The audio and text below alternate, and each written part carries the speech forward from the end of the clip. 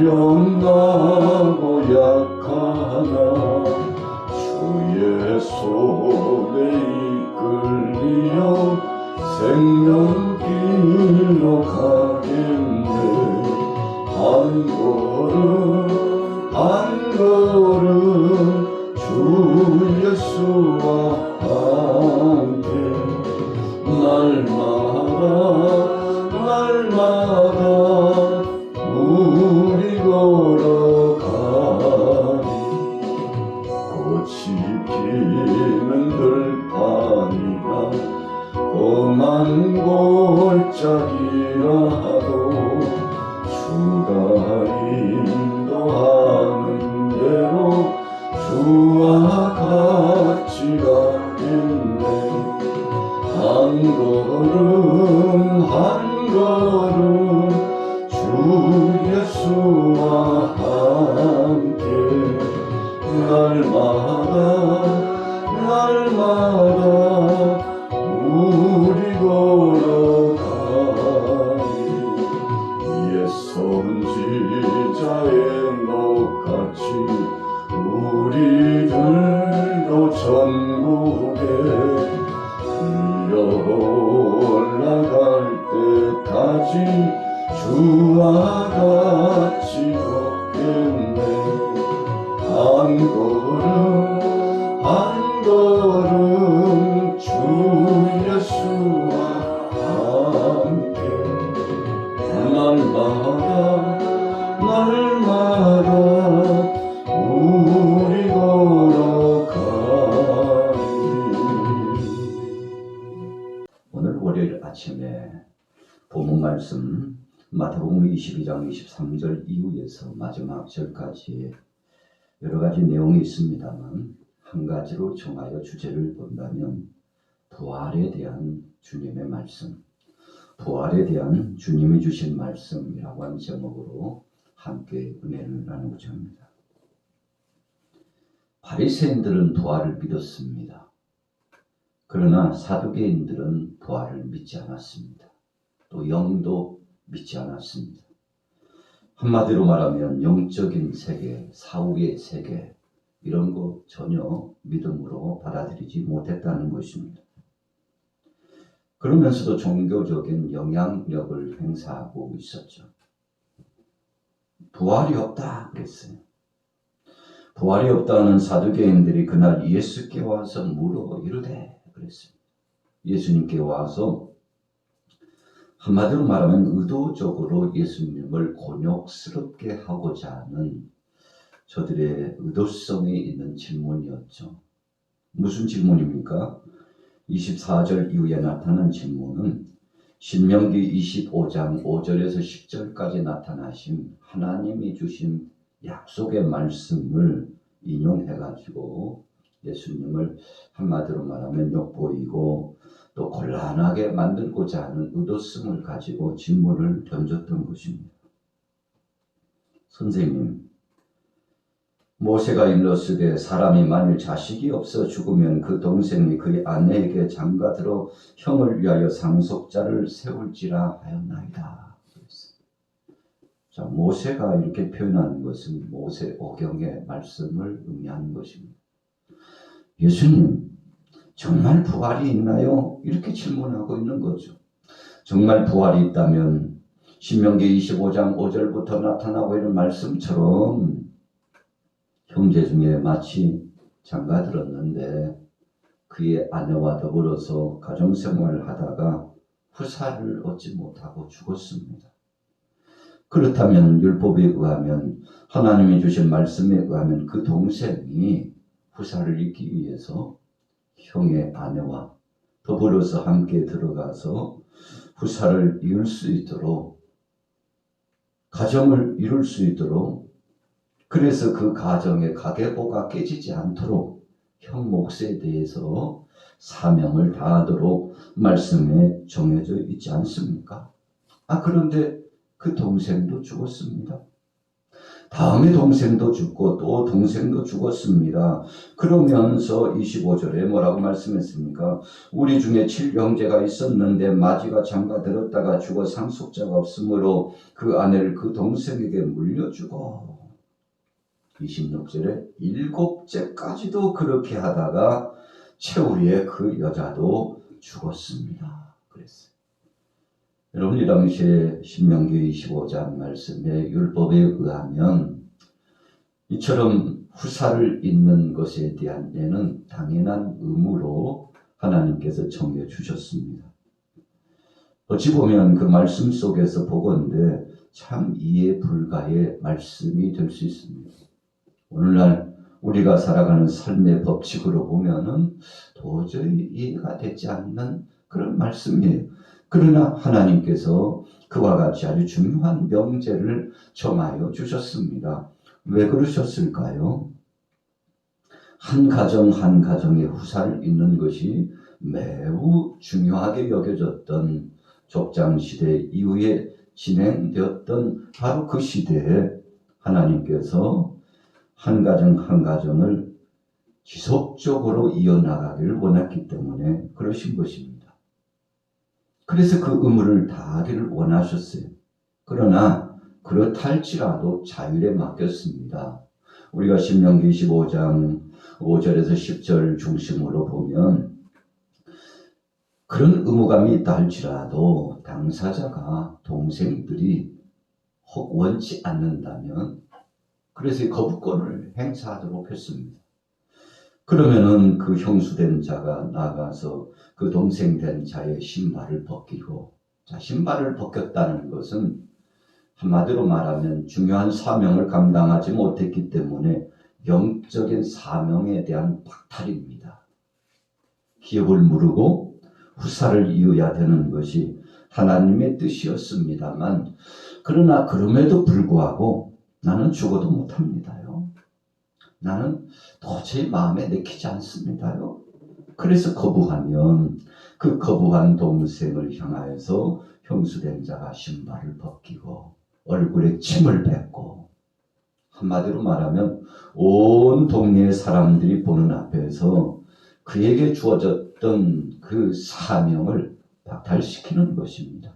그렇게 함으로써 하나님의 말씀을 거부했던 자에 대한 세상 많은 독립 사람들 앞에서 그의 사명에 대한 것을 박탈시킴으로써 수치심을 갖게 하고 불순종의 의미라고 하는 것이 무엇인가를 깨닫고 알게 하셨던 것이죠. 어떤 형제는 응하였습니다. 그래서 후사를 잇도록 도와주었습니다. 어떤 형제는 응하지 않았습니다. 그래서 의도적으로 형의 가정에 후사를 주지 않기 위해서 수단과 방법을 가리지 않고 자기만의 방식으로 거부권을 행사했던 많은 형제들이 있었다는 것이죠. 그래서 어떤 형제는 씨를 주지 않기 위해서, 생명을 얻지 않게 하기 위해서 의도적으로 이런저런 방법을 사용함으로 말미암아 하나님의 뜻을 거부했었죠. 자, 그래서 신명기 25장 5절에서 10절까지의 말씀의 결론은 하나님 뜻대로 행하지 않는 자에 대한 결과를 말씀하고 있는 거 아니겠습니까? 사두개인들이요, 부활을 믿지 않았습니다. 여러분, 믿음을 갖고 믿지 않는 사람하고 어떤 관계가 이루어지고 어떤 역사가 나타나겠습니까? 그러니까 주님 앞에 나가서 주여, 우리가 부활에 대해서 다시 한번 체험하고 알기를 원합니다. 주님 말씀을 가르쳐 주옵소서. 우리는 지나간 세월 동안에 부활도 믿지 않고 영적인 세계도 믿지 않는 비신앙적인 행색을 하면서 살아왔는데 주님 우리를 용서하시고 우리에게 하나님의 말씀에 의해서 부활의 증거와 능력을 좀 알려주셨으면 좋겠습니다. 깨닫게 성령으로 도와주셨으면 좋겠습니다. 이런 사모함으로 주님 앞에 나왔으면 얼마나 좋았겠습니까만 그러지 않았어요. 의도적으로 주님을 공격했죠. 의도적으로 하나님의 영광을 훼손하고자 했습니다. 그래서 28절에 보세요. 오늘 마태복음 22장 28절에 그들이 다 그를 취하였으니 부활 때 7 중에 누구의 아내가 되리까 그랬어요. 도대체 7 형제가 다 걸쳐서 그렇게 이어갔는데 누구의 아내입니까요? 참 궁금하네요. 예수님 좀 확실한 답을 주세요. 정말 그런 세계가 있기나 할까요? 말도 안 되는 거 아닙니까? 예수님 한번 대답을 해보세요. 요즘 유명한 랍비 되신 예수님께서 좀 말씀 좀 해보세요. 여러분 주님 앞에서요 의도적인 공격 성향적인 그런 태도를 가지고 주님 앞에 여쭈었는데 그때 예수님께서 저들의 의도를 알고 있었죠. 마음의 속을 훤히 들여다보셨습니다. 그래서 29절부터 이렇게 대답을 해 주셨습니다. 예수께서 대답하여 이르시되 너희가 성경도 하나님의 능력도 알지 못하는 거로 오해하였도다. 여러분 하나님의 말씀이 주어졌지만 그 말씀을 어떻게 해석하고 어떻게 받아들이느냐에 따라서 이 삶 자체가 현격하게 달라진다는 거죠. 말씀이 없어서가 아니었어요.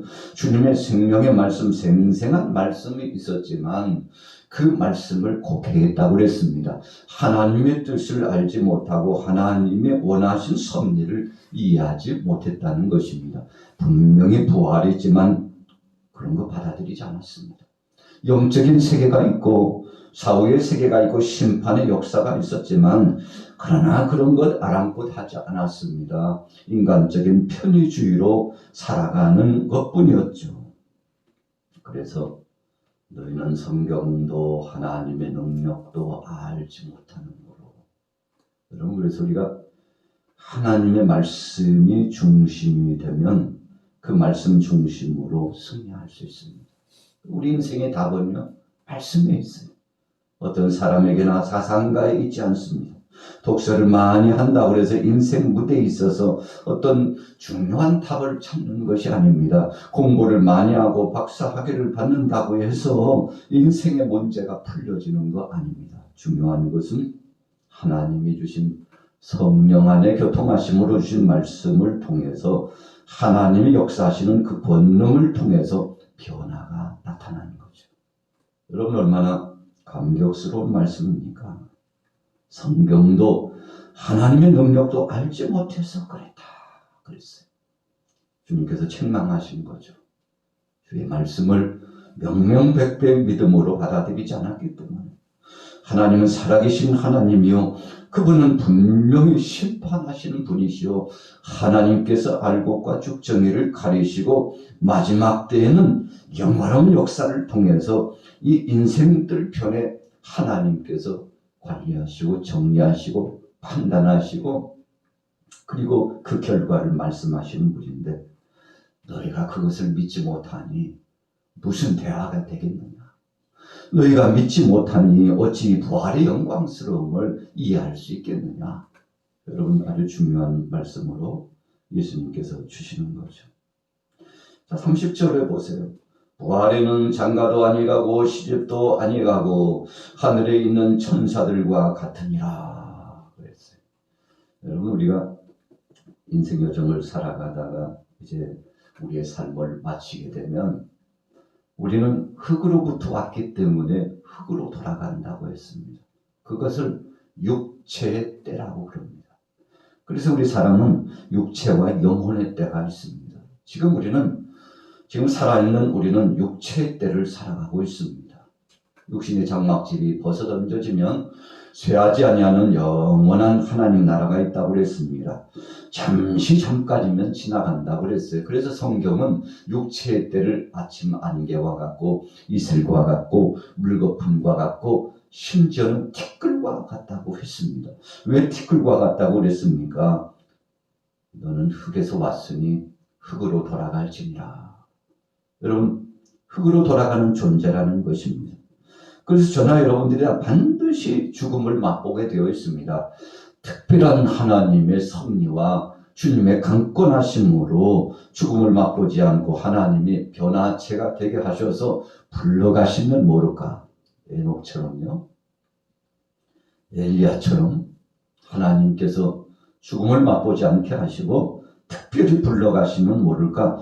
여러분, 그렇지 않는 한은 다 육체의 때를 마치면 흙으로 돌아갑니다.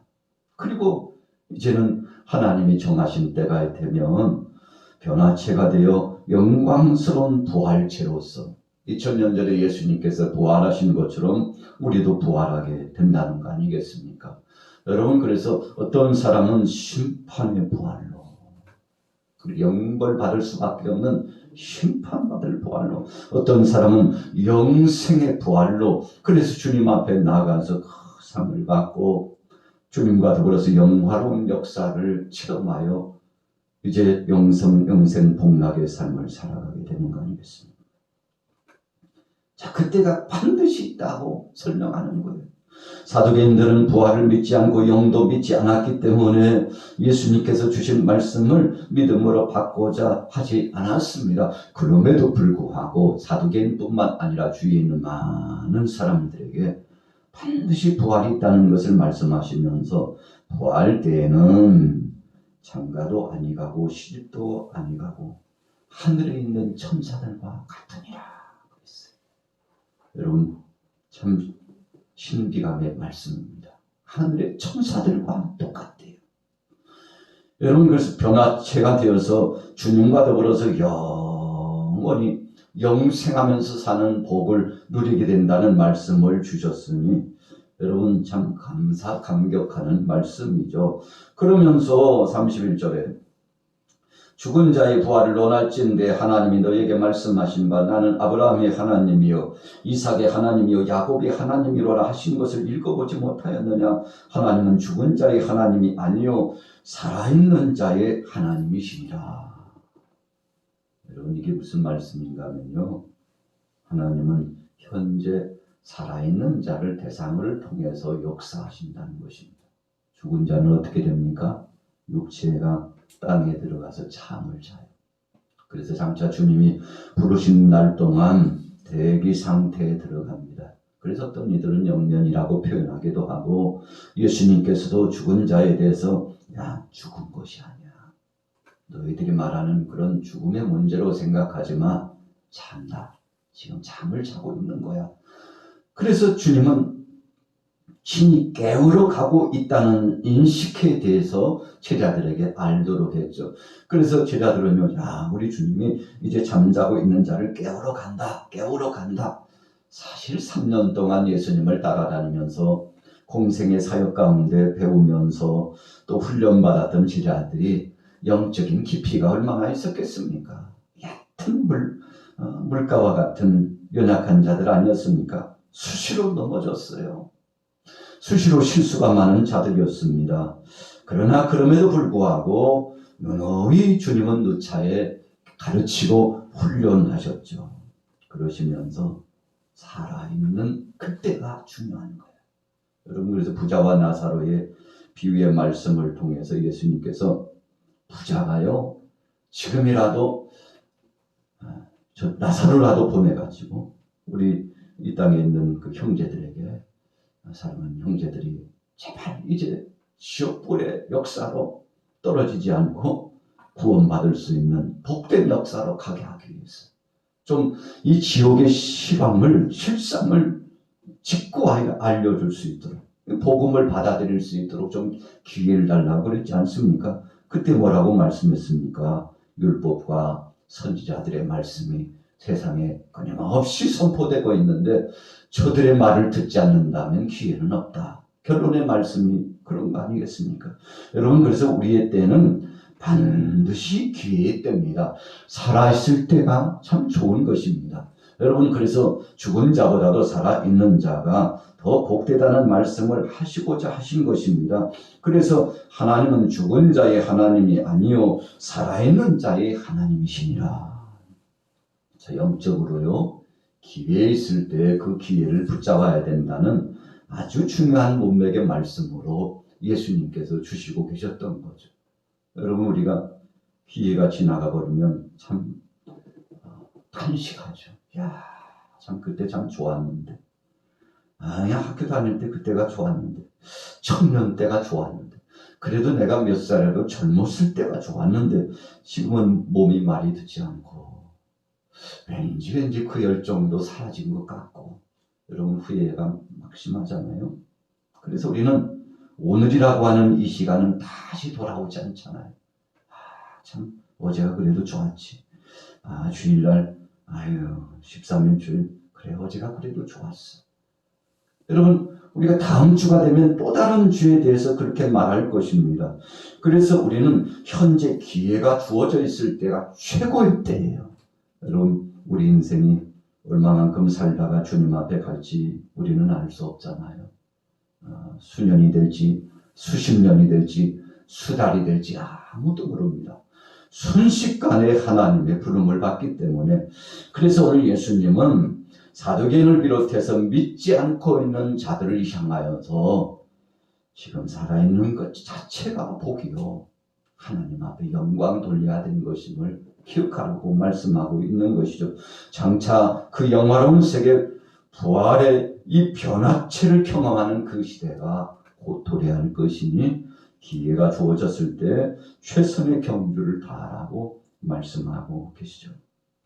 그러시면서 바로 부활의 그때, 영화로운 그때에는 하늘의 천사들과 똑같다. 잊지 말라라고 말씀해 주고 계시죠. 시집도 가지 않고 장가도 가지 않는다. 세상에서 살아가는 방식처럼 그렇게 하나님 나라도 동일시 생각하면 오해가 있다는 거 아니겠습니까? 여러분 그래서 우리가 일상을 살아가면서 어떤 때는 하나님 나라를 사모하기도 하지만 그런데 사실인즉 현실감에 빠져가지고 하나님 나라에 그에 대한 소망의 역사를 버리고 살 때가 굉장히 많지 않습니까? 오늘 하루 부활에 대한 말씀을 포인트로 삼으면서 하루를 시작합니다. 오늘 하루 일상 가운데 주님이 주신 이 말씀 기억하면서 내게 주어진 이 남은 때를 잘 선용하여 장차 주님 오실 때 부끄럽지 않은 모습으로 최선의 경주의 삶을 살아가시기를 예수님의 이름으로 축복합니다.